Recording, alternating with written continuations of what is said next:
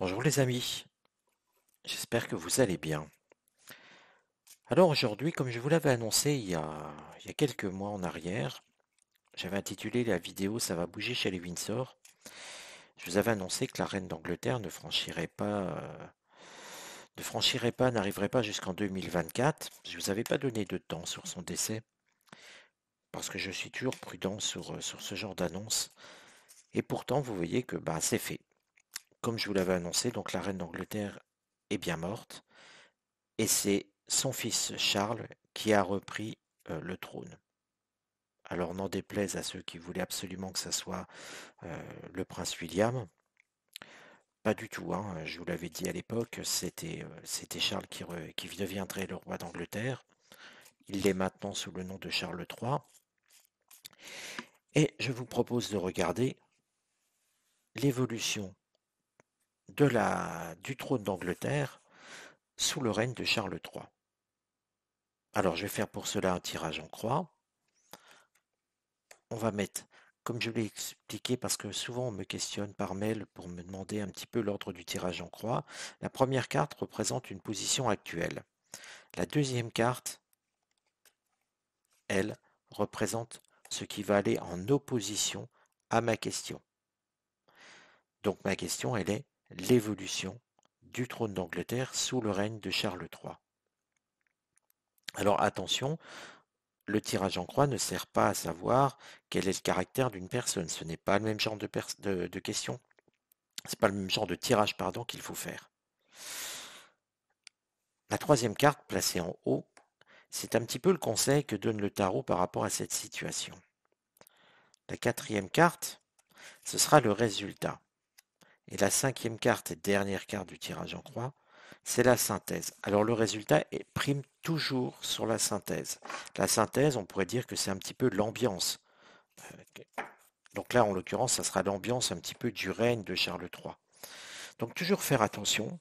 Quand vous faites un tirage en croix, euh, ne vous trompez pas d'interprétation en disant celle-ci, ça va être un conseil. Vous voyez, faites très attention au placement de vos cartes, à l'ordre dans lequel vous les avez tirées, et ne réajustez pas votre question pour que ça colle à la carte que vous tirez. Entre parenthèses, si ce jeu que j'utilise, si ce tarot vous plaît, je peux vous le faire avoir à 25 € dans une version anglaise, certes, mais que vous utilisiez une version française ou anglaise, ça ne change rien. C'est toujours possible de l'interpréter. Si ce tarot dessiné par Eric Dune vous intéresse, j'ai des prix, je peux vous en faire bénéficier. Alors vous voyez, tout de suite, on commence. Et bien sur la mort d'Élisabeth II, le tarot ne se trompe pas. Avec la carte du jugement, c'est un petit peu un bilan sur son action. Et là, je ne juge pas son action. Il ne faut pas, en tarologie, commencer à être dans le jugement. Restez toujours neutre. Là, on voit une situation qui est décrite. La situation, elle est simple. Pour le tarot, il y a un jugement, effectivement, hein, on a une idée des tombes, hein, vous voyez, on a des personnages qui sortent des tombes, mais là, on n'est pas dans quelque chose qui ressuscite. On est dans une période où on tourne cette page. Le jugement, c'est aussi le jugement sur donc les actions d'Élisabeth II.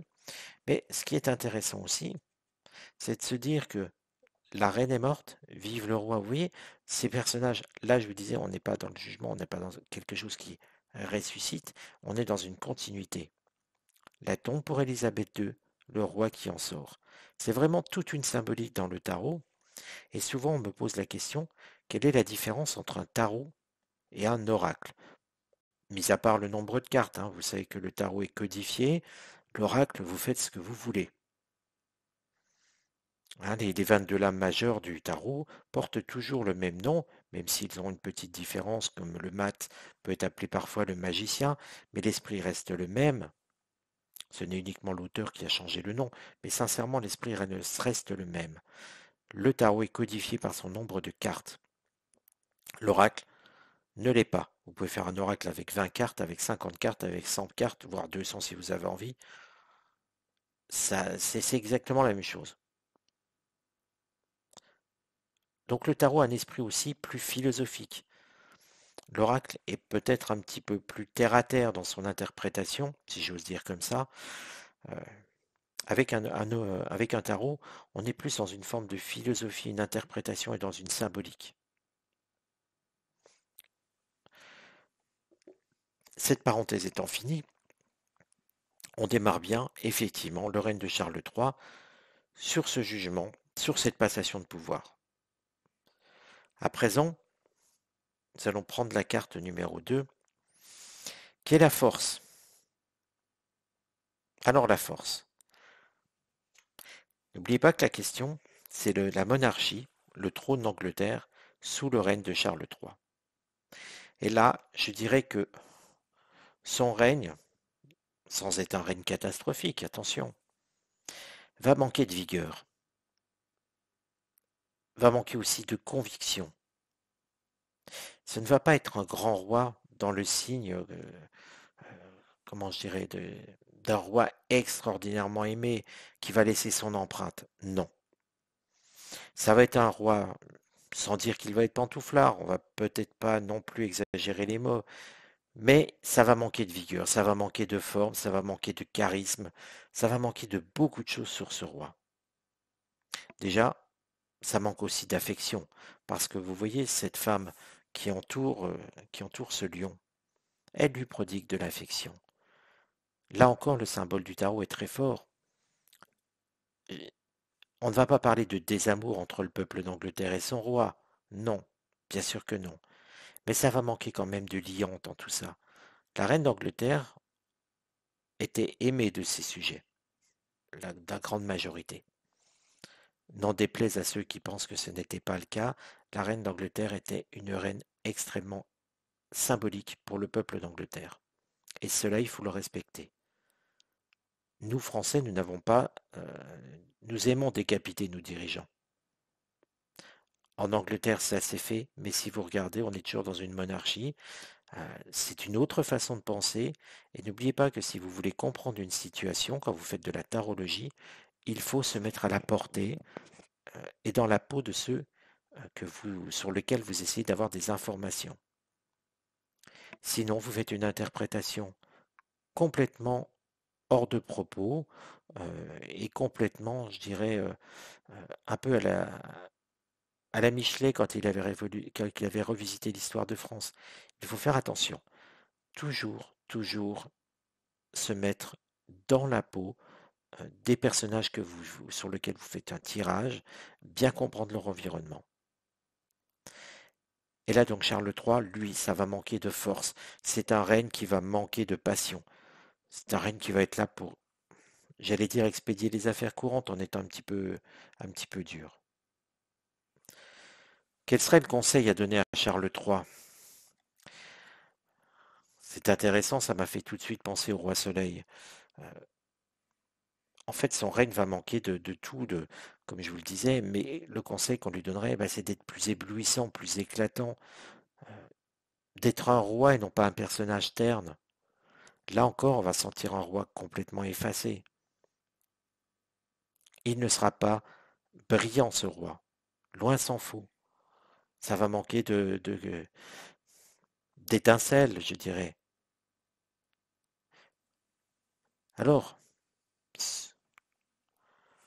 l'évolution du trône, au final.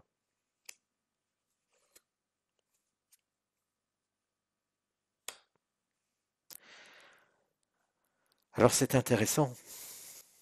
C'est intéressant parce que, regardez, nous avons au milieu, en synthèse, les amoureux. Alors comme je vous le rappelle, les amoureux dans le tarot, quelle que soit votre version du tarot, les amoureux, c'est toujours un choix, une forme d'indécision, des chemins à prendre. Et là, vous voyez, je vous disais que ce roi allait manquer de force, d'étincelle, de charisme aussi. Nous allons avoir une évolution, le trône sera toujours en- entre le désamour pour Charles, ou le manque en tout cas d'amour pour lui, son manque de charisme, Et les Anglais seront toujours tiraillés entre le souvenir d'Élisabeth II et le futur roi d'Angleterre que sera William. On n'aura pas un roi, si vous voulez, qui va être au bon moment, au bon endroit. Il y aura toujours un décalage sur ce roi, il ne sera jamais considéré, même s'il est considéré comme le roi, il ne sera jamais considéré comme le monarque qu'il fallait absolument. Les Anglais seront toujours en train de se demander, on regrette, ou plutôt toujours en train de se dire, on regrette Élisabeth II, on espère William. Et Charles sera toujours quelqu'un qui sera un petit peu mitigé, pas à sa place. Ce ne sera pas un grand roi d'Angleterre. Pourtant, vous voyez, le trône, là nous avons le résultat. Le trône d'Angleterre va se reconnecter, mais se reconnectera avec le décès de Charles. Le trône d'Angleterre va vivre une royauté un petit peu particulière qui va, bien sûr, ils vont apprécier ce roi parce que c'est dans l'esprit des Anglais. Mais pour autant, ce ne sera jamais le roi qu'ils souhaitaient vraiment. Toujours dans le regret d'Élisabeth II, toujours dans l'espoir de William. Manque de force chez Charles, manque d'éclat, il ne deviendra pas éclatant, et quelque part, il aura du mal à se faire un nom. Certes, il est roi, il a le titre, mais le trône se reconnectera, j'allais dire à la royauté et au peuple, avec le futur prochain roi d'Angleterre. Alors, je vais juste me poser, pardon, je vais juste me poser une autre question, c'est de savoir quels seront, alors j'allais dire une future question et j'emploie le pluriel. Non, je vais me poser la question, quelles seront les futures actions marquantes de ce roi d'Angleterre qui est Charles III? Je vais tirer 3 cartes et nous allons voir, je ne vais pas en tirer plus, chacune représentant une action du roi. Alors je vous dis toujours, moi je suis pour une méthode qui prend une question, une carte. Oui, sauf que là, ça représente des actions. Donc j'estime que je peux prendre, si vous voulez, c'est comme si j'avais tiré une action, plus une deuxième action, plus une troisième action. Je suis toujours dans l'esprit de garder une carte pour une action, pour une question aussi. Sauf que je répète 3 fois la question. Donc la première action marquante du roi d'Angleterre, c'est cette forme de sagesse. Il va falloir, à l'issue de son règne, remarquer quelque chose quand même, c'est qu'il n'a pas fait d'action irréfléchie. Nous avons un roi qui certes ne sera pas super actif, qui ne sera pas sur tous les fronts, mais qui ne va pas faire non plus n'importe quoi, mais qui sera un roi, et là on est à l'issue de son règne, hein, toujours on se projette, on fait de la voyance, nous sommes à l'issue du règne de Charles III. Ce sont les affaires marquantes, les choses marquantes durant son règne. Oui, quelque part, on peut lire une forme de sagesse sur cet homme pendant son règne. Il ne fera pas d'action irréfléchie, comme je vous l'ai dit, il ne partira pas. Par contre, j'ai un petit peu trop de luminosité. Je vous montre la carte. Cette carte, qui est une jupitérienne. Hein. Jupiter, dans l'oracle de Béline, c'est l'expansion. On est bien sur une action qui dure dans le temps. Nous sommes sur quelque chose qui, du début jusqu'à la fin, va se propager, va continuer. C'est le principe des cartes jupitériennes dans l'oracle de Béline. La deuxième action, qui sera marquante pour ce roi.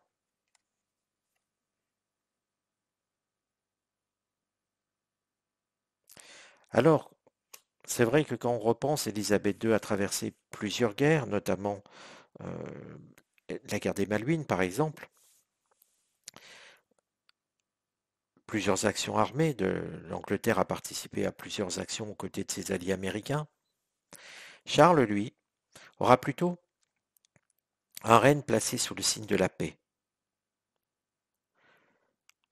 On peut avec cette carte se dire que on aura quelque chose qui sera digne effectivement de la paix. On enterre la hache de guerre, on laisse les armes,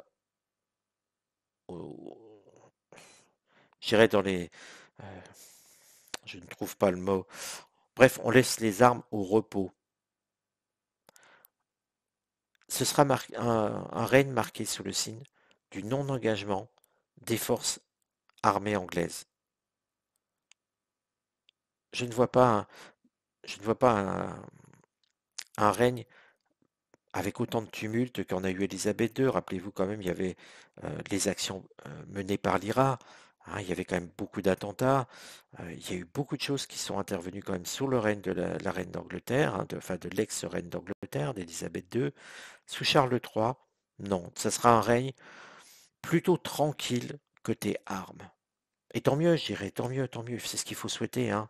Euh, Souhaitons plutôt que le monde soit en paix plutôt qu'en guerre. Et la dernière action,